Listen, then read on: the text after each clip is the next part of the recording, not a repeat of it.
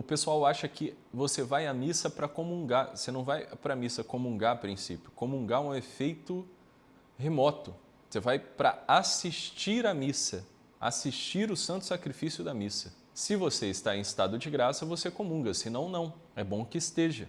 Mas mesmo que você não esteja em estado de graça, você é convidado a ir à missa, porque você é um batizado. Então, Tiago, eu pequei e eu não fui à missa ao domingo, porque como eu ia comungar? Ora, meu filho, uma coisa não tem nada a ver com a outra. Não é porque você não vai comungar, não está habilitado a comungar, que você não vai para a missa. Você tem que ir para a missa, assiste a missa, não comungue. E está tudo certo, você cumpriu o preceito. E reze. E saia logo dessa desgraça dessa vida, de pecado. Então veja, uma coisa é você entender o estado de graça de modo legalista, entendeu? Outra coisa é você entender o estado de graça como um desejo sincero do teu coração de união com Deus. Esse é que é o negócio. Se você entendeu o estado de graça como uma coisa assim de discriminação, por que eu não sou rico? Por que... Não, meu filho, você não conhece a Deus e você não tem desejo real de amá-lo. Isso é o estado de pecado grave. Agora, como é que você passa a ter o desejo de amá-lo? Buscando, conhecendo, ao invés de você fakear a coisa, tá entendendo? Você, padre, eu estou em estado de pecado grave, eu preciso me confessar para sair desse estado de pecado grave. Não. Esse movimento da confissão, do arrependimento, ele é tanto mais perfeito quanto ele deriva do ato de fé. Ou seja, é o efeito da oração que te conduz ao arrependimento e ao estado de graça.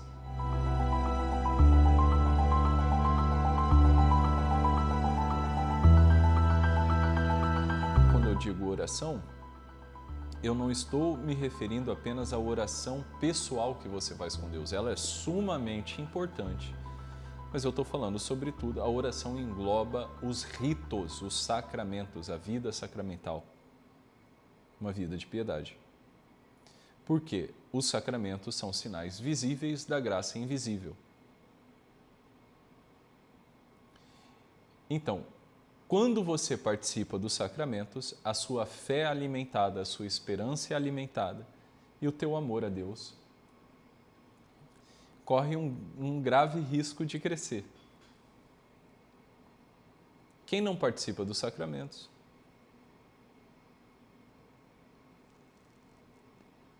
reza de modo imperfeito. Porque a oração suprema, nesse sentido, é o Santíssimo Sacramento.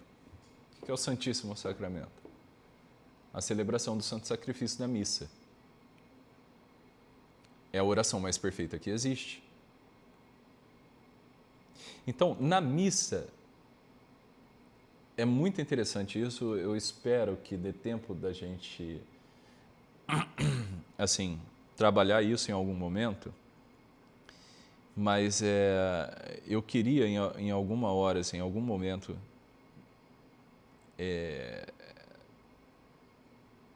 falar da missa.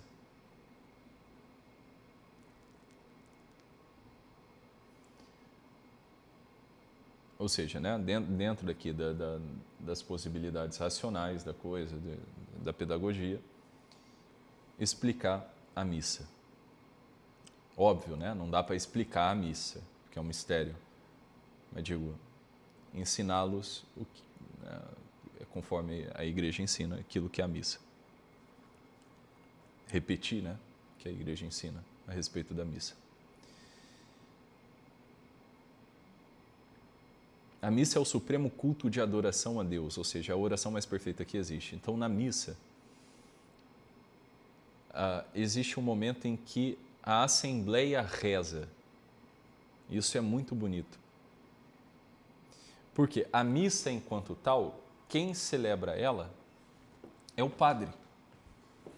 O padre, ele é um ministro. Só que existe um momento da missa em que o povo entra como ministro. O povo, assim, existe um momento da missa em que a assembleia, os fiéis, eles se dirigem a Deus. Então, quem que se dirige a Deus na missa? O padre. E o povo, nas respostas, se dirige ao padre. Só que existe uma oração da missa em que o povo não se dirige ao padre. o povo se dirige diretamente a Deus, que é a oração depois do ofertório, que é quando os fiéis dizem, né? Receba o Senhor por tuas mãos este sacrifício para a glória do seu nome, para o nosso bem e de toda a sua santa igreja. Então, nesse momento da missa, o sacerdócio comum dos fiéis entra em jogo, entra em campo. Então, é o povo se dirigindo a Deus. Esse é o único momento da missa em que o povo, a igreja, no sacerdócio comum dos fiéis, se dirige, né, se coloca como ministro, como aquele que se dirige diretamente a Deus. Então, receba o Senhor por tuas mãos este sacrifício para a glória do seu nome, para o nosso bem e de toda a sua santa igreja. Isso é muito maneiro, né? Nessa hora o povo fala com Deus.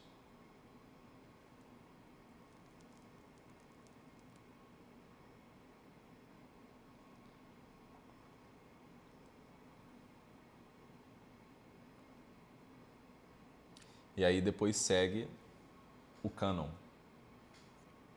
que é a oração de consagração do pão e do vinho.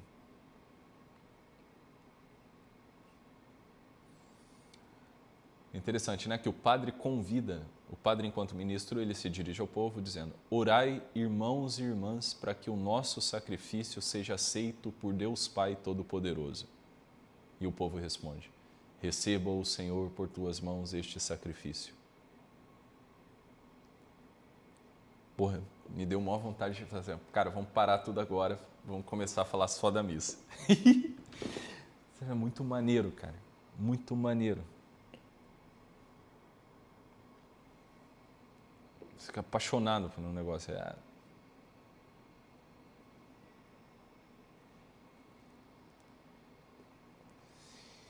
Então, a frequência nos sacramentos, ela é a pré-condição do exercício da fé. Mas isso não prescinde também da oração pessoal.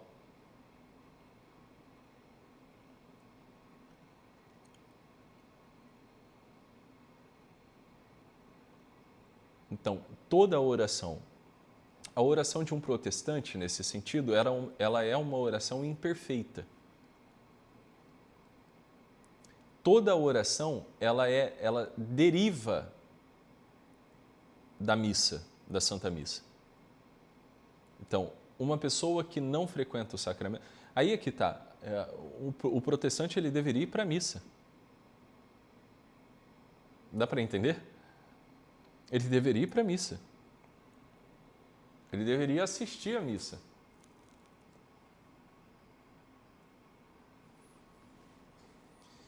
Porque o pessoal acha que você vai à missa para comungar. Você não vai para a missa comungar a princípio. Comungar é um efeito remoto. Você vai para assistir à missa. Assistir o santo sacrifício da missa. Se você está em estado de graça, você comunga, senão não. É bom que esteja. Mas mesmo que você não esteja em estado de graça, você é convidado a ir à missa. Porque você é um batizado.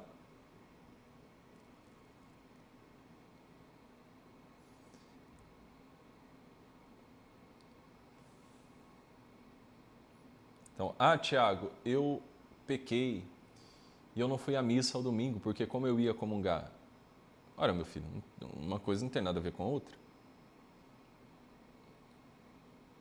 Não é porque você não vai comungar, não está habilitado a comungar, que você não vai para a missa. Você tem que ir para a missa, assiste a missa, não comungue. E está tudo certo, você cumpriu o preceito. E reze, e saia logo dessa desgraça dessa vida de pecado.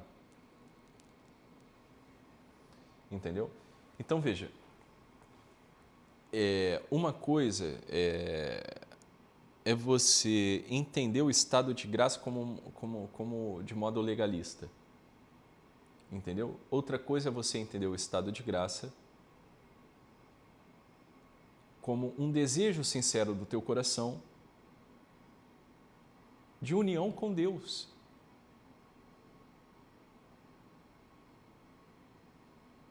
Esse é que é o negócio. Você entendeu o estado de graça como uma coisa assim de discriminação, né? O estado de pecado como uma coisa de discriminatória.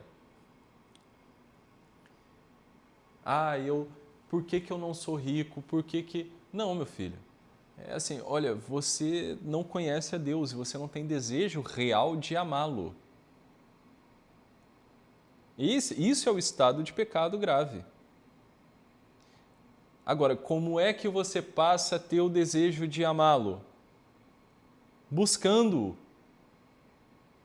conhecendo-o. Ao invés de você fakear a coisa, tá entendendo? Você, padre, eu estou em estado de pecado grave, eu preciso me confessar para sair desse estado de pecado grave. Então, assim, não, esse movimento da confissão, do arrependimento, ele é tanto mais perfeito quanto ele deriva do ato de fé.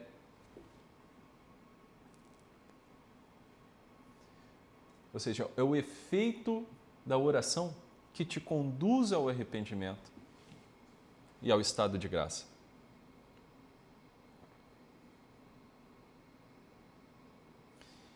É necessário que você tenha esse grau de perfeição para se confessar? Não é necessário.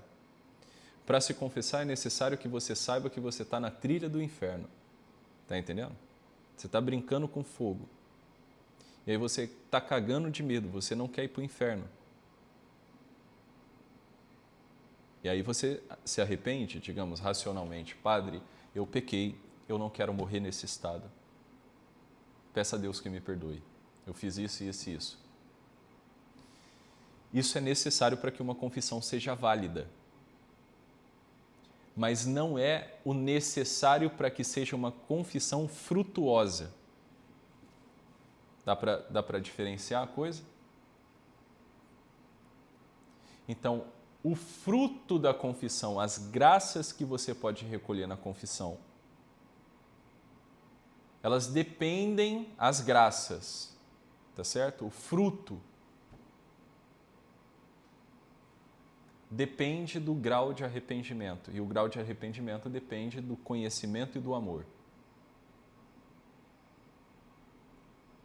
da abertura para a graça. Você pode fazer uma confissão simplesmente por ter entendido que você cometeu uma injustiça contra Deus, uma injustiça contra o próximo, e você não quer ir para o inferno, é só isso. Você entendeu que você errou. E você não quer carregar isso, não quer carregar essa culpa. Aí você vai e se confessa. Isso é o suficiente para você ser absolvido e a sua confissão ter sido válida.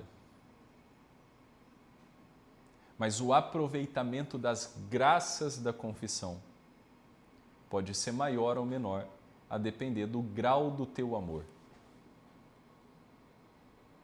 Do amor que te moveu a se confessar, a se arrepender. Perfeito? Tiago, eu não tenho essa contrição perfeita, eu não tenho todo esse amor, eu não tenho... Se confesse mesmo assim, ora. E reze. Para não voltar mais nesse estado.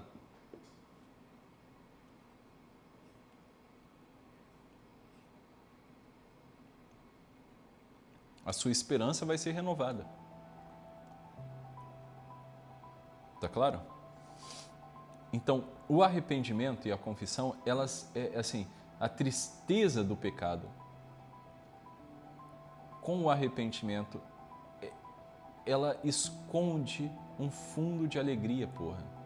Esse negócio de você ir se confessar e sair triste, e ficar triste, pesado porque você pecou, etc. Porra, aí tá errado, tu não entendeu direito o negócio. Vou ficar lembrando do pecado, lembrando... Alegria, porra, a esperança renovada, a esperança do auxílio divino, a esperança da ajuda de Deus, a esperança do céu. Esse é que é o ponto.